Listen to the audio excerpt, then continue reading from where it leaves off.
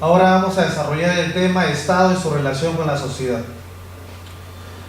Hemos no agotado porque el concepto de Estado es una construcción que la van a encontrar bibliográficamente en la vasta bibliografía que ustedes investiguen, ¿no?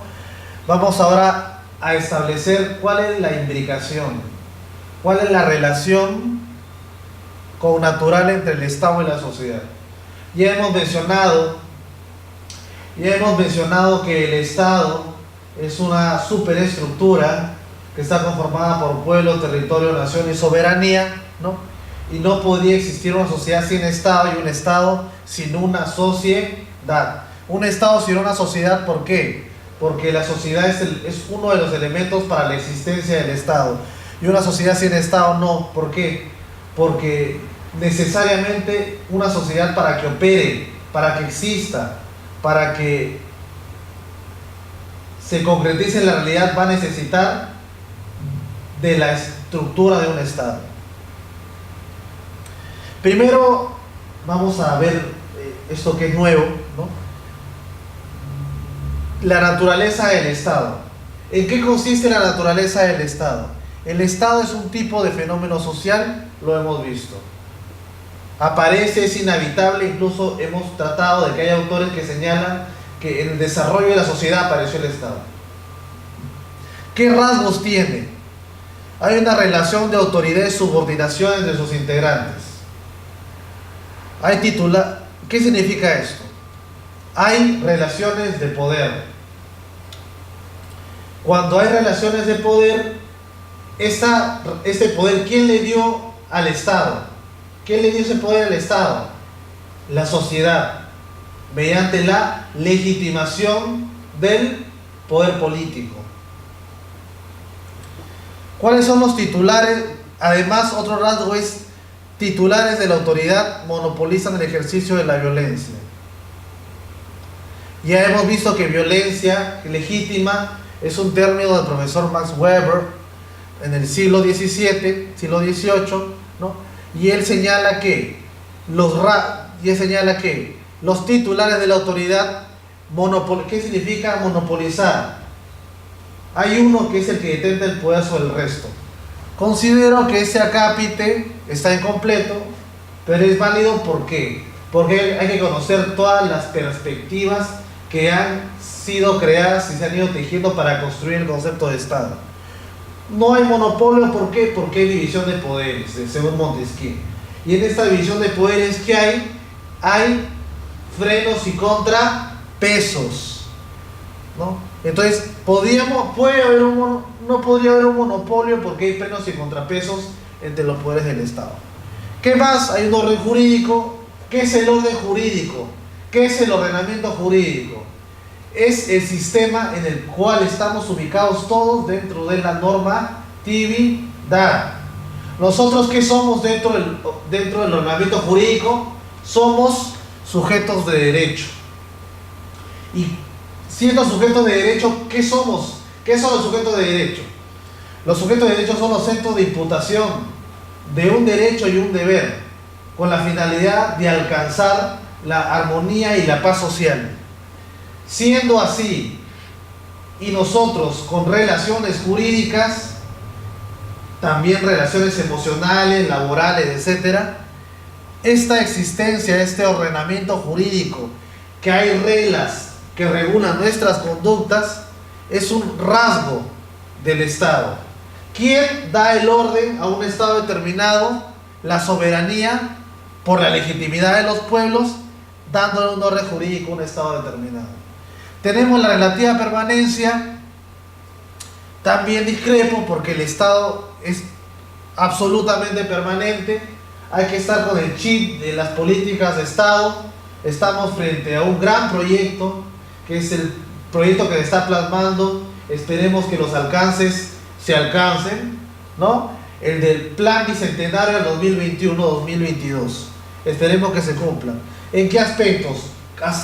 ¿Cuál va a ser el índice hasta donde va a llegar las políticas contra la pobreza, la desnutrición infantil, la violencia social,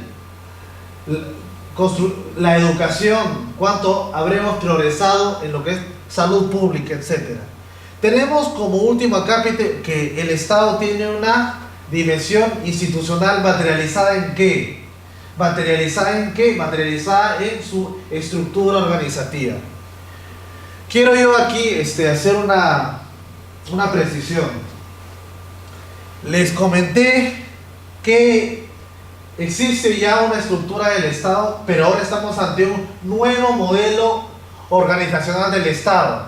¿Qué significa esto? La perspectiva que hemos estudiado hasta ahora nos ha precisado que el Estado está dividido en 3 poderes, cada poder tiene organismos públicos, ¿no? En algunos, como precisamos, descentralizados, en otros desconcentrados y son órganos, etc. Pero hoy, ¿cuál es la perspectiva hoy para la eficiencia del Estado?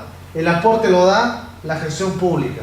¿Cómo así? A través de la existencia de sistemas administrativos. ¿Cuántos sistemas administrativos existen hoy día? Existen 16. Está el de planeamiento estratégico, está el de tributación, el de contabilidad, está el de políticas sociales, etcétera, etcétera, etcétera. Este es el nuevo modelo del Estado. Estos sistemas administrativos parten desde el Poder Ejecutivo y la eficacia como fundamento de su existencia parte desde considerarse como una política pública, que como hemos indicado, tanto la política pública como la ley son perfectibles. El Estado, con todo esto, es un tipo de conducta social regulada jurídicamente. Se da en una situación espacio-temporal definida. Se da en una situación espacio-temporal definida. Es un tipo de conducta. ¿Ok? Es una conducta social que se da en un momento determinado y la idea es cumplir las finalidades. ¿Cuáles finalidades? El bienestar común.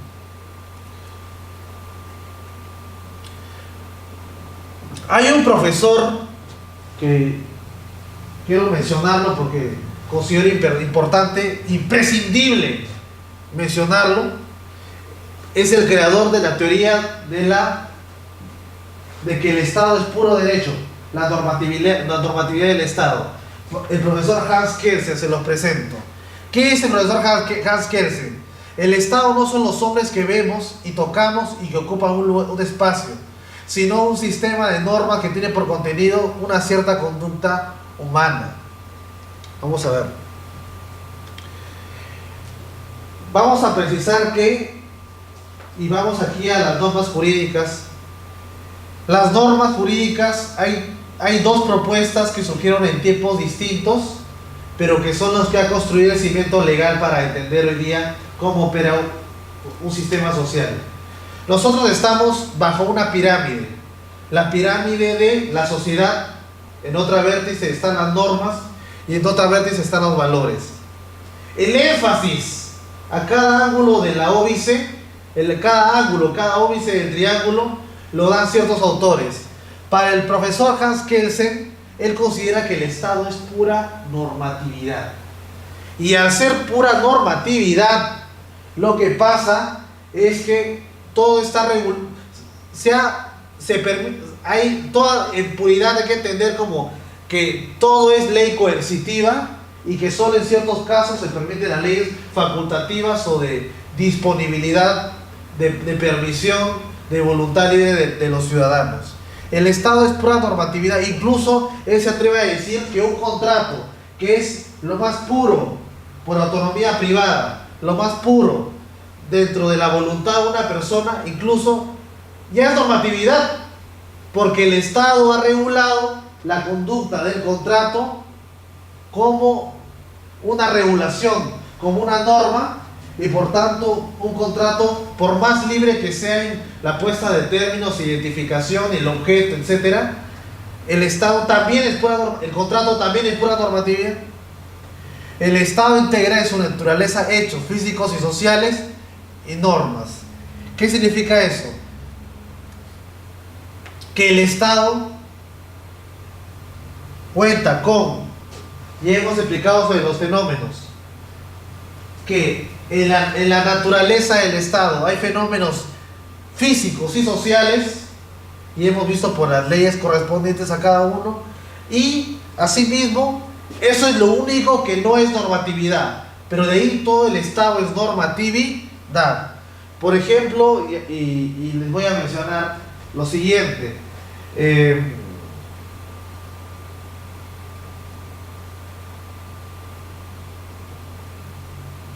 Las políticas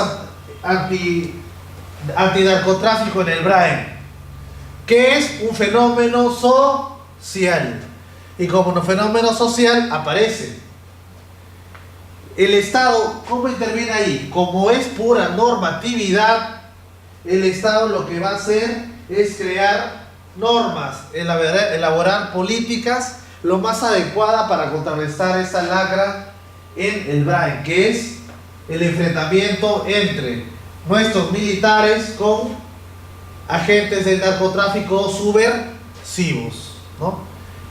Ahí está la normatividad del Estado. Hay hechos sociales, hay hechos naturales. Como hecho natural tenemos el de febrero del año 2017, ¿se acuerdan? En el norte y en Trujillo y en la región norte de nuestro país, los desastres del Niño, fenómenos físicos aparecieron. Hans Kelsen, el Estado es pura normatividad. ¿Qué hace el Estado? Establecer normas para prevenir, para legitimarse en la construcción de lo que ha sido derruido, las casas de los damnificados, etc. Todo es pura normatividad para Hans Kelsen. ¿Yo estoy de acuerdo o no estoy de acuerdo? Porque, bueno, yo formado desde las canteras de las normas jurídicas, me atrevo a decir que el Estado no es solo normatividad. El Estado también es valores. Y el Estado también es sociedad. No puede estar una sin la otra. El Estado, las normas jurídicas son normatividad, valores y sociedad. Desde el punto de vista de los valores, ¿qué es para un axiólogo o el estudioso de los valores una norma jurídica? Para el profesor R. Kilby, este señala que las normas no son más que valores formalizados dentro de una sociedad. Es una perspectiva válida, él es axiólogo y para él la preeminencia está sobre los valores que sobre la ley, en contraposición a Hans Kelsen. Y muchos dicen, sobre todo los constitucionalistas, que incluso el Estado está por encima, es decir, la sociedad es más importante que los valores y que las normas. Son propuestas, ¿no? Hubieron dos desde el punto de vista legal que articulaban esos tres elementos. Uno es el profesor Miguel Reale, destacado profesor brasilero. ¿Qué señala este ponente? ¿Qué señala este profesor? Este profesor, el doctor Miguel Reale, señala que desde el punto de vista de la filosofía general, las normas que ya de por sí contienen valores son lo más importante en una sociedad. ¿Qué dice nuestro profesor, el destacado profesor Carlos Fernández Cesareo, en su famosa teoría tridimensional del derecho? El autor no destaca las normas por encima de los valores, destaca los valores por encima de las normas, pero no descarta que tienen que existir esos tres elementos para que existan las normas. ¿Cuáles? Sociedad, valores y normatividad. Desde el punto, el doctor Fernández Cesareo lo trata desde el punto de vista de la filosofía del derecho. El Estado, para mí, no es pura normatividad. El Estado está constituido por normas que de por sí llevan valores. ¿Qué valores? La justicia, la equidad, la paz social. el respeto de los principios normativos de la Constitución y de cada ley, los derechos humanos. Por tanto, existiendo normas que premunen valores, debe existir la sociedad, porque esas son las que las han legitimado para que se creen y van a ser los últimos beneficiarios. El fin último de la sociedad es la ciudadanía. Ya yendo al terreno del Estado, hay propuestas válidas. Incluso algunos sostienen que el Estado es una entelequia, de las pocas que hay. ¿Qué es una entelequia? Es un objeto de estudio que tiene un fin por sí mismo. El Estado, que es creado por la sociedad, tiene como fin último sí mismo. ¿Por qué? Porque se legitima para que haya este círculo virtuoso, para que pueda operar debidamente y satisfacer a la ciudadanía. Quienes legitiman la existencia del Estado van a ser los últimos beneficiarios del mismo. ¿Ok? Listo. ¿Qué más tenemos? Los elementos constitutivos del Estado. Ya lo hemos mencionado, vamos a recapitularlo y tocarlo muy brevemente. Tenemos al territorio, que es la base territorial geográfica del Estado, física del Estado. Sustento físico, no puede haber Estado sin territorio. El nacimiento y la desaparición de los estados está vinculado al territorio. ¿Puede desaparecer un territorio o no? ¿Y lo haría dejar de ser estado? Sí. Porque para que exista el estado tiene que existir territorio. Vamos a adelantarnos un poquito. ¿Qué pasa en el caso de los palestinos? En Medio Oriente los palestinos no tenían territorio. Pero ¿qué era lo que los identificaba y excepcionalmente los hacía existir como Estado? La nación, la nacionalidad, el sentido de pertenencia por la afinidad a cultura, a religión, a costumbres, a ideales, a finalidades en común. Ese es un ejemplo de una excepción, que si bien es cierto, Palestina no tenía territorio, ahora sí lo tienen, ¿no? Existió como Estado, el Estado palestino. ¿Qué más tenemos? ¿Cómo puede desaparecer un Estado? ¿Cómo puede desaparecer un Estado? Un Estado puede desaparecer por una guerra, ¿ok? Por una conquista. Y pueden nacer nuevos estados. El Estado que invade se constituye como uno nuevo. Conformación.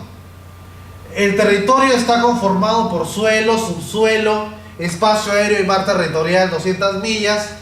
En dichos ámbitos el Estado ejerce autoridad soberana. ¿Cómo es en el caso del mar? Si se ve dentro de las 200 millas una embarcación japonesa, ¿no? Inmediatamente se pondrá en conocimiento de la autoridad marítima para que se detenga y se sancione a los que están invadiendo el territorio peruano, porque es parte del Estado peruano. ¿Qué más tenemos? La población. ¿Qué es la población? Comunidad humana asentada en su territorio y que se haya subordinada a una autoridad. ¿Qué es la nación? La nación es un grupo social relativamente extenso cuyos integrantes poseen un sentido de pertenencia a él debido a rasgos culturales y a una conciencia histórica comunes. Se define por tanto en términos socioculturales e históricos. La nación acá no tiene autonomía en esta diapositiva, pero tiene autonomía. Es tan válida la existencia de un Estado en el elemento de la nación. ¿Por qué? Porque tiene que haber territorio, pueblo, soberanía y además un sentido de pertenencia. Yo considero que este aspecto es el más importante, porque ahí es donde estriba el reconocimiento de pertenencia a un territorio determinado. Por tanto, Acá tenemos el elemento de la nación. ¿Dónde está el arraigo? El arraigo social.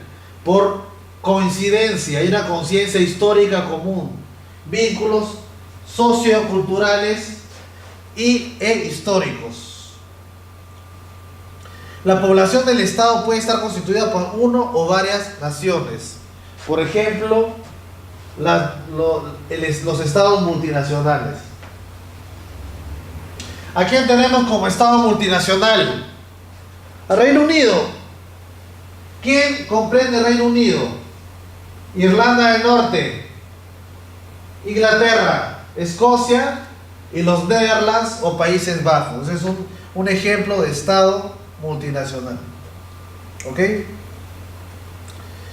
Siguiente, hay tendencias, ¿no? Hay nacionalismos expansionistas y defensivos. Incluso, como ustedes son testigos, ya puede haber incluso hasta un arraigo extremo a esta ideología que se traduce en ideología para llegar al poder. ¿Cuál es la aspiración última de los izquierdistas, de los marxistas, de los leninistas? Llegar al poder. El terrorismo es una conducta de violencia totalmente condenable, pero hay quienes la justifican como extremistas y evidentemente deberían ser severamente sancionados, porque el Estado peruano del 85 al 92 vivió una etapa bastante crítica por los efectos de los actos terroristas, no solo en Lima, cuando se sintió en Tarata, en Miraflores, sino en Uchucchacay y en otras provincias del Perú, específicamente en Ayacucho. Hay mucho que decir sobre eso, hay mucho. Hay nacionalismo. Podemos estar hablando de ¿qué? De el Partido Nacionalista, incluso los extremistas de darle identificación a una ideología con una raza, ¿no? Como los endocaceristas. Bueno, el fundamento último de cada ideología, de cada líder y cada subordinado de una ideología, ¿cuál es? Cumplir las finalidades expansionistas o de defensa. ¿Contra qué? Contra un Estado, un modelo de Estado, un modelo económico que ellos no aceptan. Luego, tenemos a la autoridad o a la soberanía, ¿no? Que es la relación de supraordinación y subordinación entre la élite política y el resto de la sociedad. La élite política impone coactivamente su autoridad valiéndose para ello de las normas jurídicas. Las normas motivan la conducta de los integrantes de un Estado.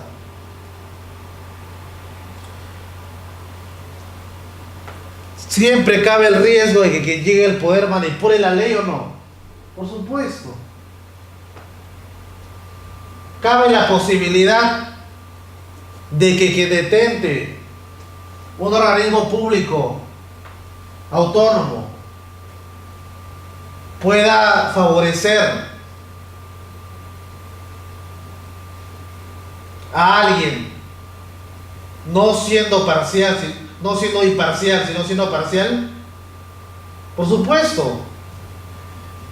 Por eso es importante que el soberano sea elegido con conciencia cívica, con conciencia social. Hay que informarse de quiénes van a ser nuestros representantes. Consideremos que los que están en un cargo político forman parte de la élite política.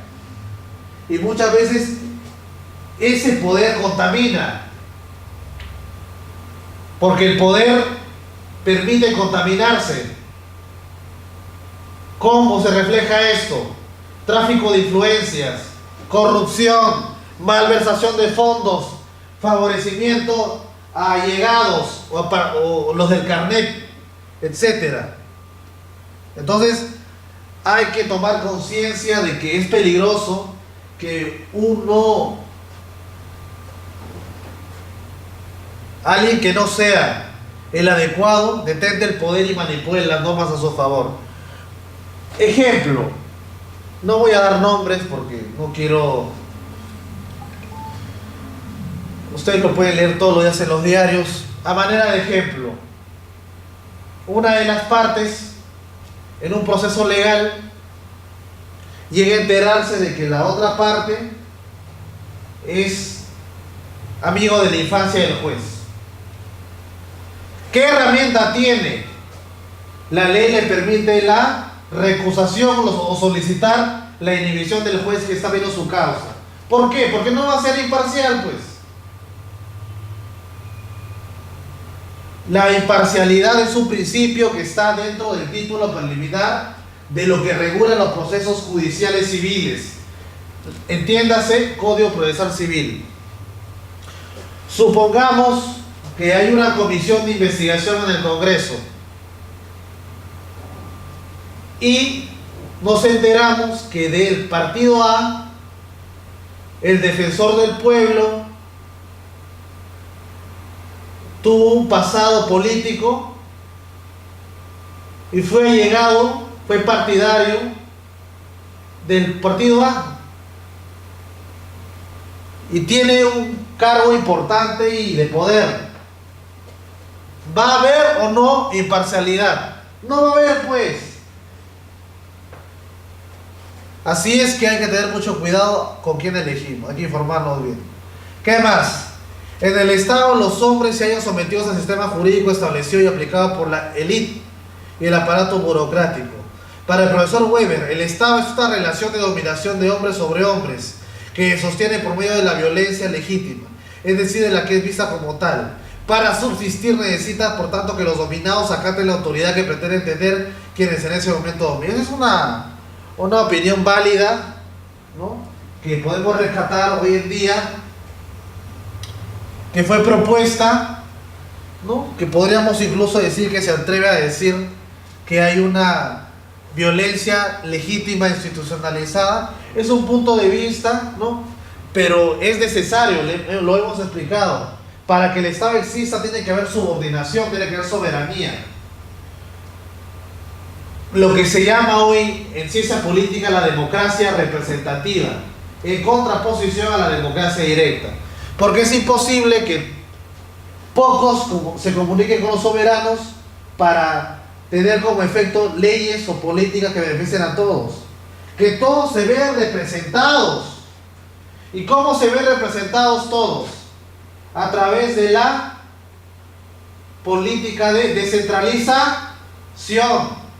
El Estado en el centro territorialmente era ineficiente para atender a todo el Perú. Ahora, transferencia de competencia política, económica, administrativa, fiscal, pero que sean eficientes, que no sean corruptos,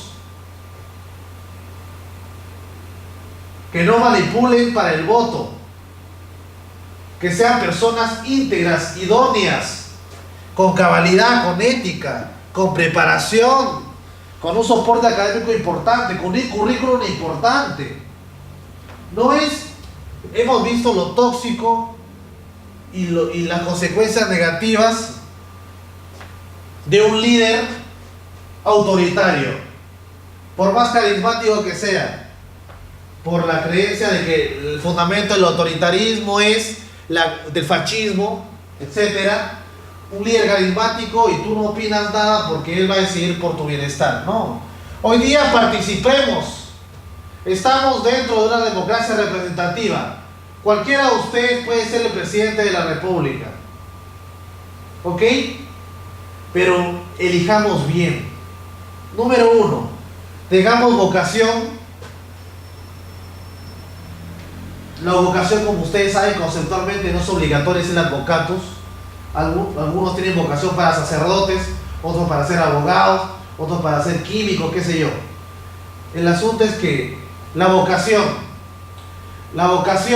es importante y si la tienen, participen en política. la vocación como abogados, elaboren propuestas de ley, la vocación como economistas, cómo mejorar los recursos, cómo optimizar los recursos para la ciudadanía, la vocación para el estado del ingeniero civil, cómo ver ese tema de las infraestructuras, lo adecuado, viviendas adecuadas, crear un modelo, ¿no? Cubrir necesidades de la ciudadanía. Entonces, por tanto, necesariamente debe haber un poder para que exista el Estado. Y este poder lo entiende Max Weber, como el hombre sobre los hombres. Violencia legítima. Por antonomasia de Perogrullo hoy, ¿cómo se trata esto? Partidos políticos lanzar a su candidato. No todos vamos a estar contentos, ¿no? Pero no es hacer política si he llegado al poder para quienes solo votaron por mí. Es también por toda la ciudadanía, por todo el Perú, por todos los que han elegido a una persona como su representante, como presidente regional, no, como gobernante regional, como gobernante local, como parlamentario, como presidente. La autoridad de los gobernantes se ejerce a través de órdenes de carácter imperativo. Si se desacatan las órdenes, los gobernantes se apoyan en un aparato de violencia institucionalizada, cárceles, tribunales, fuerzas represivas que pueden aplicar las sanciones previstas en el sistema jurídico. ¿Qué quiere decir esto? Que incluso los gobernantes, incluso el sistema jurídico de un Estado, vamos a hablar del Estado peruano, prevé que estando la ley que debe acatar el detentador para ejecutarla a favor de todos, si la inobserva o si la infringe, tiene una sanción. Esta sanción también la legitimó los que generan violencia institucionalizada, que somos todos. ¿Cuál es esta violencia legítima o institucionalizada? La legitimidad que da, ¿no?, votar por alguien porque su propuesta va a ser endurecer las penas para ciertos delitos. Proponer metodologías. Proponer una sanción más férrea contra los corruptos. Condenar los actos de corrupción. Entonces esta violencia, esta legitimidad, porque es el hombre sobre el hombre, ¿no? Es alguien que está por encima de otro y que necesariamente va a llegar, pero no le ha gustado a todos, sino solo a algunos. Pero este que ha sido elegido tiene que hacer todo por todos, ¿no? Para eso existen las cárceles, tribunales, fuerzas represivas. Si el detentador desacata la orden y no observa la ley, la viola, puede ser sancionado. ¿Por qué? Porque el orden jurídico está por encima de él. ¿Ok? No hay que confundir a las personas que circunstancialmente ejercen la autoridad con la autoridad misma que pertenece al Estado. Señores, ya lo voy a reiterar y esto es importante.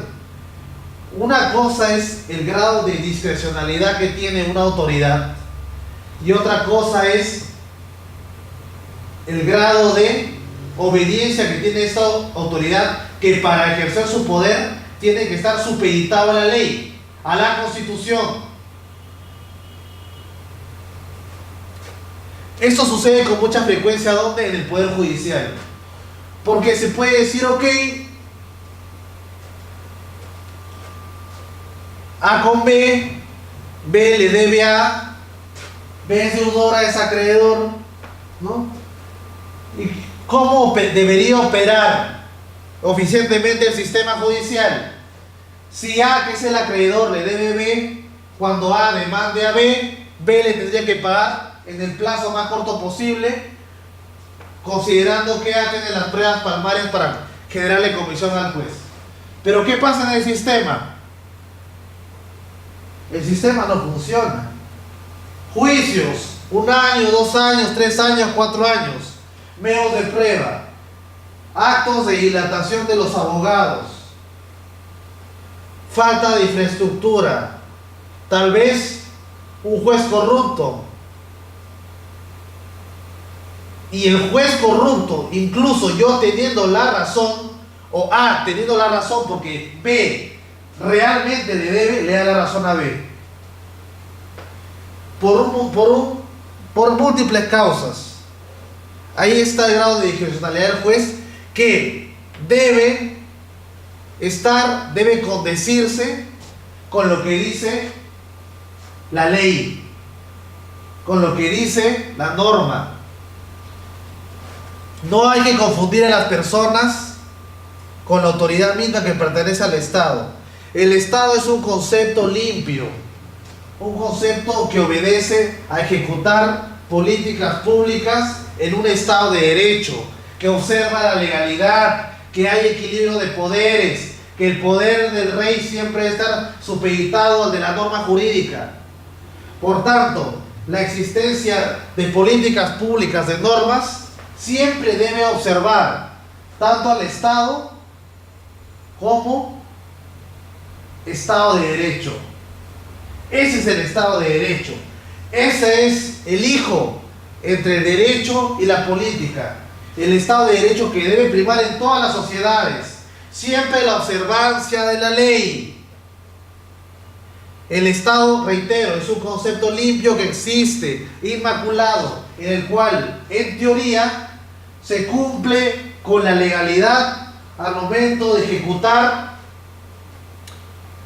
una función determinada. ¿Quién? El Poder Legislativo, mejores leyes, el Poder Judicial, el Ministerio Público, el Tribunal Constitucional, etc. Entonces, podemos decir que la autoridad del Estado es soberana, autoridad suprema en su territorio y autónoma en el ámbito internacional. Considero importante citar cuál es la diferencia entre soberanía y autonomía. Acá está la respuesta. Soberanía es autoridad dentro de un territorio nacional, y autonomía es la no intromisión de un Estado en asuntos internos de otro Estado. Quiero que ¿cómo es asumido, cómo se entiende el Estado desde el punto de vista del derecho internacional público, que es la disciplina que estudia la relación jurídica entre los distintos estados del mundo? Hay dos elementos. Número uno, el principio de autodeterminación de los pueblos. Los estados se construyen porque la identidad cultural y la sociedad por afinidades ha permitido que exista un estado determinado, que exista otro estado, en territorios distintos, y la no intromisión del Estado en asuntos internos, traducido en el concepto acá de la autonomía. ¿Ok? Funciones de la autoridad estatal. La función arbitral. La élite política regula conflictos sociales buscando hallar fórmulas de compromisos que, manteniendo intactas las bases del sistema social, alejan el peligro de las luchas frontales. Grupos dominantes y grupos dominados. Ejemplo, Yanacocha y los pobladores de Cajamarca por la explotación de Conga, ¿no?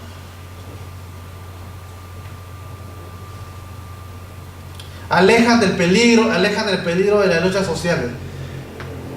Esto es manifiesto, esto existe, esto es una realidad, lamentablemente. Una minera que quiere realizar actividad extractiva de minerales en una zona determinada del Perú, se instala y empieza el conflicto. Está en el conflicto. ¿Cuál? Entre los pobladores y entre las mineras. ¿Por qué? Porque cuando hay una minera en un territorio determinado, el sistema de vida cambia, ya no es igual. El aire ya no es 100% puro. El agua donde se botan los relaves mineros, por más que se diga que no sé, sí lo hay, ya no es 100% puro. El agua de los lagos o los acantilados, el ambiente, surgen enfermedades para los niños porque están en contacto con elementos con los que no habían estado en contacto antes, y ahí hay efectos desde el punto de vista de la medicina graves, medicina humana graves, etc. Entonces, ¿qué pasa? Ahí, ¿cuál es el papel del Estado? Un Estado negociador. Ahora, vamos más allá, vamos más atrás. ¿Por qué no aplicar la existente ley de consulta previa? Consultar a la ciudadanía. ¿Estás de acuerdo con que venga una empresa minera, activa y extractiva, y te construya colegios y nos declare fervientemente que mediante el estudio de impacto ambiental, que el aire no se va a contaminar poco, o no va a cambiar el estilo de vida de las carreteras o destruir, ¿no?, algunos sembríos o contaminar el agua? El tema de la consulta previa le corresponde al Estado. El Estado es el regulador de los conflictos sociales. ¿Qué es un conflicto social? Un conflicto social es un enfrentamiento que podría evitarse si fuera bien llevado. ¿Por quién? A cargo de un negociador. Caso Palmario, el caso de Minera Yanacocha y los pobladores de Cajamarca por la explotación de Conga, ¿no? Estaba en defensa de Cajamarca el ex candidato presidencial Gregorio Santos. Fueron representantes de la iglesia, incluso como mediadores. No tuvo éxito, ¿no? Y bueno, ahí quedó, ¿no? Pero el Estado debería, esa patología social que representa el conflicto social, tratarla como adecuadamente. ¿Qué herramientas tiene? Tiene leyes. ¿Qué ley existe? La ley de consulta previa.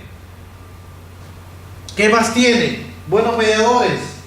Entonces, y existe organismo de solución de conflictos que en la realidad de los hechos, ustedes manejan la información como yo, no es eficiente.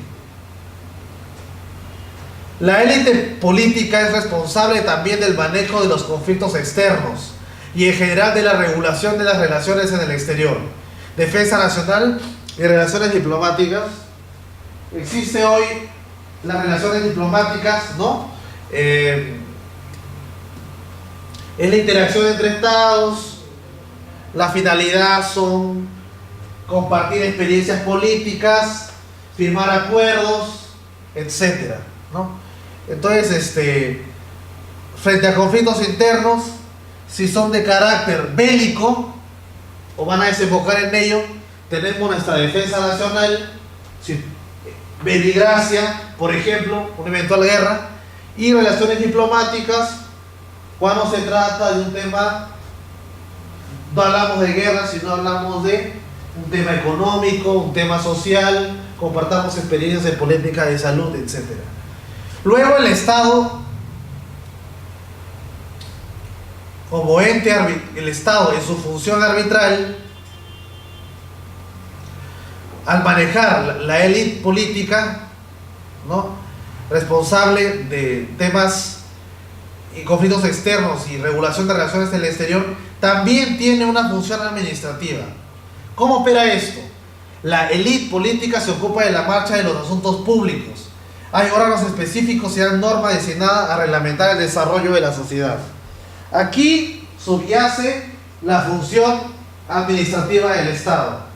¿Cómo opera? Mediante la eficacia de la operación de la funcionalidad de la entidad pública. Ya acabo de citar hace un momento, tenemos la ley de simplificación administrativa. Ya no te piden para tu demanda DNI, ¿no? Ya nos piden a los abogados papeleta de habilitación, porque eso pueden tenerlo. ¿Por qué no progresar de la mano con la tecnología? Pueden ellos ver que tú eres la persona que dice ser mediante una página web de RENIEC, ¿no?, con una cuenta especial que se tiene. Entonces hay que hacer más eficiente el Estado. El Estado ya fue poco eficiente, y lo que ha movilizado a que el Estado sea eficiente es la política de desregulación, que nace terminando el gobierno el primer gobierno de Alan García y comenzando con el del presidente Fujimori. Hay que desregular, hay que permitir que haya intervención, que el mercado se mueva por sí solo y el Estado solo intervenga en situaciones excepcionales. ¿Cuáles? En los servicios públicos esenciales. ¿Cuáles son? Energía eléctrica, agua y alcantarillado, ¿no? Y los otros organismos reguladores que hemos mencionado. Luego, tenemos el aparato, iba a esto yo. La burocracia existió, no era saludable, estaba una serie de requisitos para hacer procedimientos administrativos ante las entidades públicas bastante engorrosos. El Estado no funcionaba bien con burocracia, ¿no? Y el aparato burocrático es el medio por el cual las élites políticas ejecutan su voluntad política y está integrado por personas dedicadas al manejo cotidiano de los asuntos del Estado. La élite traza los objetivos fundamentales y las grandes líneas de acción del Estado, pero es el aparato burocrático el encargado de su realización. Cuánto demoraba, qué requisitos pedían, era bastante caótico, hasta el momento de la implantación de la función desregularizadora del Estado, ¿no? Luego tenemos la alienación política. ¿Qué significa? Es cuando la autoridad de la élite y del aparato burocrático funcionan como un poder coactivo por encima de la sociedad, sometiéndola a sus dictados. Este es un problema central que enfrentan los más variados sistemas políticos. Es decir, que hay políticas de gobierno que existen, pero que no recogen la voluntad de la población. ¿Por qué? Porque no se les ha escuchado. Hay leyes que se discuten en comisiones en el Congreso que no cuentan con la intervención de la sociedad civil, de los directamente involucrados, de los directamente perjudicables. Entonces consideremos que hay que evitar, que es producto de la gestión pública, la alienación política. ¿Qué es alienación? Vulnerar el equilibrio y sentirse por encima de los subordinados al punto de ser dictatorial. Y la idea no es esa. Estamos en un sistema democrático, estamos en un Estado de Derecho, y como Estado de Derecho, lo que dice la ley de leyes, que es la Constitución, es que el Estado debería ser económicamente eficiente.